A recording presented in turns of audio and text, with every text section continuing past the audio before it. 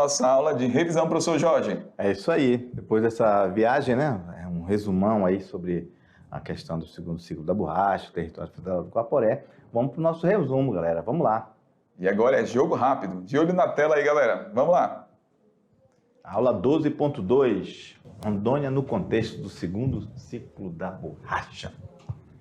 Bem, aí falamos do Tratado de Petrópolis, que foi importante para o Brasil, para Rondônia, porque neste tratado feito por Barão do Rio Branco, foi dado em troca teve que construir, né, a estrada de ferro Madeira Mamoré, teve que pagar 2 milhões de libras esterlinas. E, claro, sabemos que a construção da estrada de ferro Madeira Mamoré é, então, hoje, dentro do estado de Rondônia.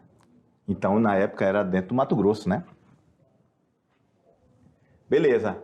Aí, como a gente fala para você sempre, nós não podemos deixar de explicar para você que nós não existíamos em 1940 como estado, nem como território.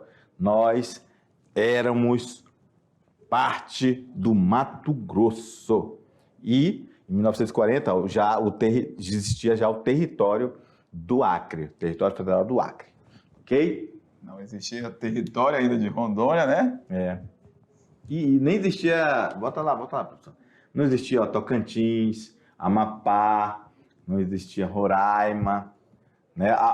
Falamos até da questão da língua portuguesa, olha só como a nossa língua muda. Goiás era com Z, Bahia não existia com H ainda. A evolução também na língua, né? Na língua portuguesa.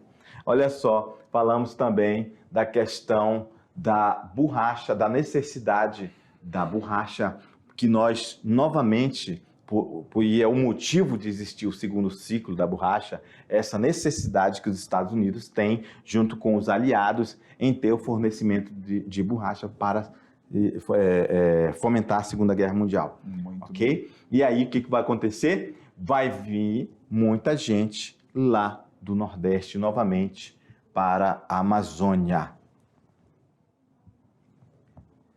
E aí nós falamos que a Europa estava em guerra, ok? E essa Segunda Guerra Mundial, a Europa estava em guerra e o Brasil estava sobre a presidência de Getúlio Vargas, e Getúlio Vargas era simpatizante do nazismo, e vimos que o Brasil estava neutro nessa situação, e não poderia ficar neutro, principalmente pelo governo norte-americano entender que era um simpatizante do nazismo, Rogério.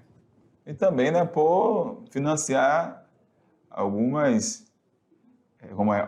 realizar financiamento no Brasil. Isso, eles precisavam dar uma contrapartida, né? Com certeza. Precisavam. E então o Brasil teve esse convite, né, para abraçar essa ideia.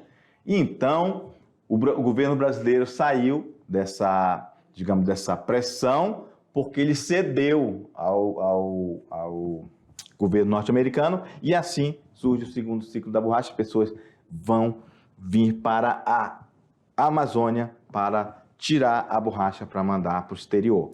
E aí o Brasil definitivamente abandona sua neutralidade no conflito. Beleza? As plantações da Malásia caíram na mão dos japoneses, e aí, como falamos para vocês, nos Estados Unidos teve que ter o seu olhar novamente para o Brasil e ter que vir aqui conversar, que deu origem ao Tratado de Washington. Que em 1942, o que vai acontecer? Franklin Roosevelt faz esse acordo de Washington para que o Brasil se comprometesse a reativar os seus seringais por meio de uma operação conjunta para a obtenção desta borracha. Então, Tratado de Washington entre Estados Unidos e Brasil. Qual o objetivo? Borracha. Produção da borracha para a guerra. Muito okay? Bem. Contrapartida, os Estados Unidos investiu milhões de dólares no governo brasileiro. Vimos que também nesse período, 43, o presidente Getúlio Vargas, por uma questão de estratégia, cria o território federal do Guaporé, com desmembramento de Mato Grosso e Amazonas. E lembrando que Lábrea fazia parte, mas posteriormente foi devolvido para o Amazonas. E aí, depois do segundo ciclo da borracha, vai ter o fim dele, né? Porque ciclo sempre tem o fim. E aí, os aliados novamente retomam as suas produções, as suas colônias. E aí, Estados Unidos, Inglaterra, França, Holanda, todos eles não precisam mais do Brasil. E desse modo, abandonam e encerra o segundo ciclo da borracha. E aí, novamente, cai essa região novamente no marasmo. Muito bem. Ok? É isso aí, galera. Finalizando aí nossa aula. Isso, certo? nossa aula. E outra, eles vão fazer agora uma atividade, né? Com certeza. E aí daqui a pouco a gente volta para corrigir. Só para conferir o teu sucesso. Valeu, galera! Vamos lá, valeu.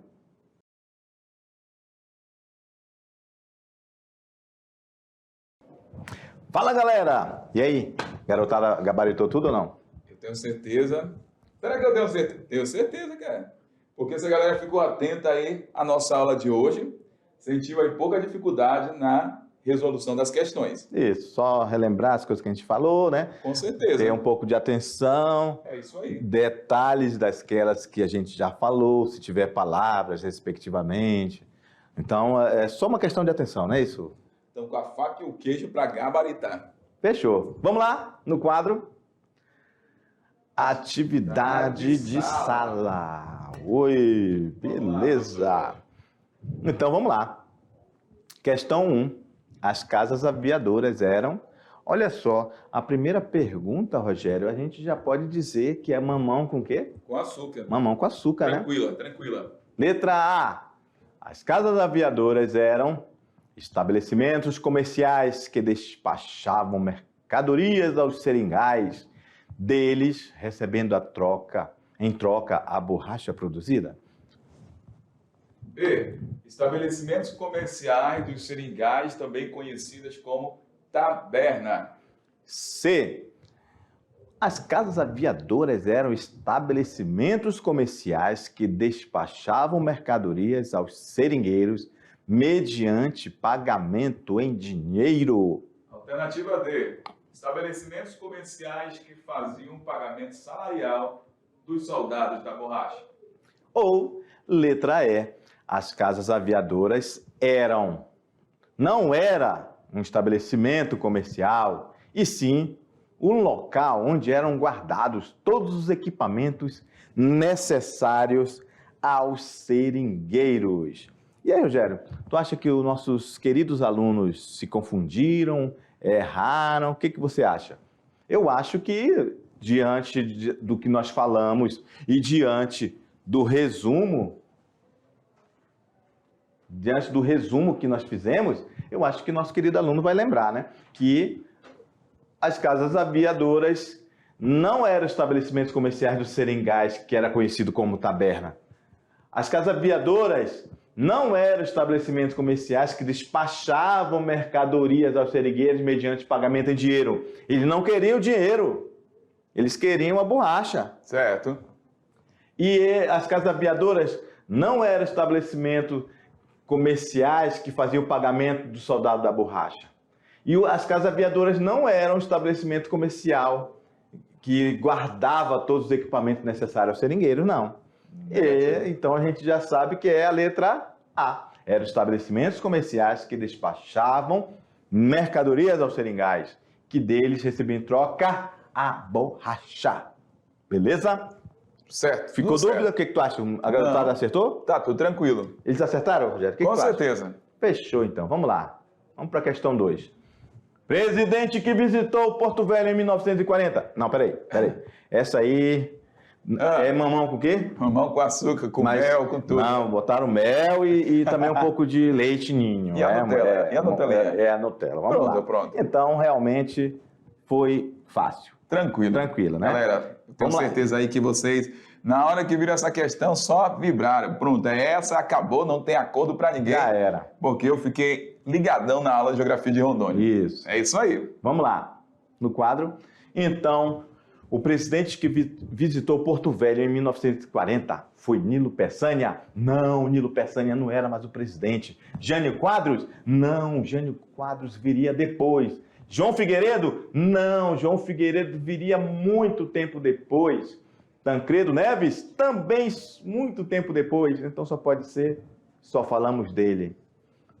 A alternativa C, Getúlio Vargas. Beleza. 3.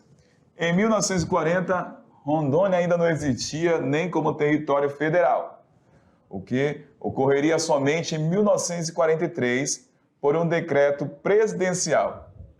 O território do atual estado de Rondônia pertencia a... Vamos lá. Peraí, isso aí também não é mamão com açúcar, não? O que tu acha? Tranquilo. Mamão com açúcar? Rapaz, eu tô achando que essa atividade hoje só foi notaço. Todo mundo gabaritou, porque tá muito tranquilo. Isso, mas são informações importantes. Claro. São informações importantes e que o nosso querido aluno vai sublinhar, vai anotar. Ele é muito jovem e tem memória muito boa, Rogério. Ele não vai mais esquecer disso, não. Com certeza. Então, e vai até acertar no concurso. Opa, isso aí cai em concurso também, galera. Claro. Fiquem ligados, porque isso parece que é bobagem, mas não é. Isso cai em concurso público, beleza? Vamos lá. Então, Rondônia teve o seu território que pertencia a quem? A, Mato Grosso e Acre. B, Amazonas e Mato Grosso. Ou C, Mato Grosso e Pará. D, Amazonas e Acre. Ou, letra E, Pará e Amazonas. Eita, Mato Grosso e Acre? Tá aí, Amazonas e Mato Grosso. Falamos também disso na nossa aula, mostramos o mapa, né, Rogério? Essa daí foi uma resolução na velocidade máxima. Rapidamente o aluno piscou, marcou. Beleza, vamos lá. Questão 4. Vamos lá. O ciclo da borracha constituiu uma parte importante da história econômica e social do Brasil, estando relacionado com a extração e a comercialização da borracha. Este ciclo teve o seu centro na região amazônica, proporcionando grande expansão na colonização, atraindo riqueza e causando transformações culturais e sociais, além de dar grande impulso à cidade de Manaus. O ciclo da borracha viveu em seu auge entre 1879 e 1912, tendo depois experimentado uma sobrevida entre 1942 e 1945. Risca então, aí, risca. Pode riscar. Vamos marcar. Vamos falar um pouquinho sobre isso aí. Voltando aqui, ó. Só um pouquinho, galera. Então, esse período aí de 1879 a 1972, professor Jorge. Primeiro. A gente está falando aqui ainda do primeiro, certo? Primeiro ciclo. Deixa eu pegar uma coisinha para marcar para você aqui. Estamos falando sobre o primeiro ciclo, não foi, primeiro ciclo da borracha. E de 1942, esse segundo período é de qual ciclo, professor Jorge? O segundo ciclo. 1942 e 1945, a gente fala aí sobre o segundo ciclo da borracha. O professor Jorge vai tentar marcar aqui para a gente lembrar desse período para você aqui, ó. Volta aí, professor. Acho que está com problema aqui na nossa marcação, mas está tranquilo. Bem, o mais importante é a gente falar para o nosso querido aluno que, vamos lá. Bem, que a gente não vai conseguir agora anotar aqui, Rogério, não vai conseguir rabiscar, mas é importante que o nosso querido aluno saiba que a gente vai ter o primeiro ciclo da borracha em 1879 e 1912. E aí a gente fala uma observação para ele que está acontecendo a primeira Revolução Industrial. A primeira Revolução Industrial que deu início ao ciclo da borracha aqui. Porque descobriram que o látex se transformava numa borracha mais resistente quando queimava ela, que passou por esse processo de vulcanização, e aí foi o que depois chamamos de pneu. Assim, estamos falando aqui a grosso modo, né? Claro, com então, vai dar esse boom, ok? De vinda de pessoas aqui querendo esse produto que estava aqui na floresta amazônica. E aí, esse é o primeiro ciclo. O segundo, vamos lá no quadro, por favor. No segundo... Só uma observação também, professor Jorge, que esse período aí então, quando a gente está falando da questão da Revolução Industrial, é aquele período da segunda Revolução Industrial, né? Principalmente a segunda Revolução Industrial, quando a gente vai ter o surgimento aí do Fordismo. Isso, certo? exatamente. E aí, ó, o segundo ciclo da borracha, como a gente falou lá no começo, Rogério, da nossa aula, que o nível tecnológico já vai mudar, Com vai certeza. modificar muito. Muito bem. Né? Então, olha só, do primeiro ciclo para o segundo ciclo, o nível tecnológico, até dos equipamentos de veículos, são muito diferentes do primeiro ciclo. Claro. No primeiro ciclo, o automóvel ainda estava surgindo, ainda estava começando as primeiras máquinas a combustão. Já no segundo ciclo, na Segunda Guerra, já existia até tanque de guerra. Segunda Guerra e já quase o início aí da terceira Revolução Industrial. Exatamente. Vamos lá no quadro, por favor. Por isso que o processo já era bem moderno, né? Beleza, vamos lá. Os fatores históricos relacionados aos dois ciclos da borracha estão apontados corretamente em A. Alternativa A, Tratado de Petrópolis e Segunda Guerra Mundial. B. Guerra do Paraguai e formação da União Soviética. Falamos em União Soviética, Rogério? Nada disso. Alternativa C, Guerra do Chaco e ascensão do nazismo. Nós falamos em nazismo? Nós só demos uma pincelada. Um relato, né? Só um relato, tipo assim, está no texto, mas é só a nível de curiosidade. Sim, claro. Isso? D. Tratado de Acuste e a Grande Depressão. Alternativa E, Guerra da Cisplatina e crise econômica de 1929. Mas assim, a grosso modo aqui, Rogério, só entre nós, vocês meninos nem precisam saber. Tu acha que eles acertaram tudo? Com certeza. Essa aí eles acertaram? Tá mamão com açúcar ou não? Tranquilona essa questão. Fechou, meu amigo. Só falamos sobre isso aí, ó. Nossos queridos alunos lembraram que falamos sim do Tratado de Petrópolis e falamos que também o segundo ciclo da borracha está intimamente ligado à Segunda Guerra Mundial. O segundo ciclo da borracha é, coincidentemente, no segundo período, na Segunda Guerra Mundial. Vamos lá? Muito bem. Beleza? Parabéns a todos que acertaram. Vamos para a questão 5. Órgãos que ficaram responsáveis pelo recrutamento e condução dos nordestinos até os seringais. Esses nordestinos, conhecidos aí bem, como a gente falou na aula, né? Os soldados da borracha, no segundo ciclo da borracha. Perfeito. Vamos lá. Então, esses órgãos, né, eles foram criados para recrutar, trazer e encaminhar. Né? E sem falar que eles foram vistos e fizeram questão de fazer isso para que eles se sentissem mesmo numa missão militar. Verdade. Não é isso? Mostrar uma foto, né, uma imagem que os nossos queridos alunos têm que refletir. Então, todos eles ali estavam acreditando mesmo que estavam numa missão, uma missão pela pátria, um preparo. Sim. Nós vamos aqui para um trabalho que realmente tem a ver com a guerra. Nós somos militares, nós somos soldados dentro da selva. Claro. E eles fizeram esse sentido dessa forma, Rogério. Acordavam cedo, fazia todo o preparo, aquecimento. Se a professora de educação física estivesse aqui, a gente ia fazer até os pés de chinelo para demonstrar. Mas é melhor não. Tu ia fazer. Eu e o professor Jorge também aqui, ó. Vamos lá então, Rogério. Vamos lá no quadro. Bora, galera. Então, letra A. Quem eram esses órgãos responsáveis? A Caeta e o Senta? B. Sivan e INCRA. Ou C. Planaflora e Polo Noroeste? Ou D. SEDAM e FUNAI.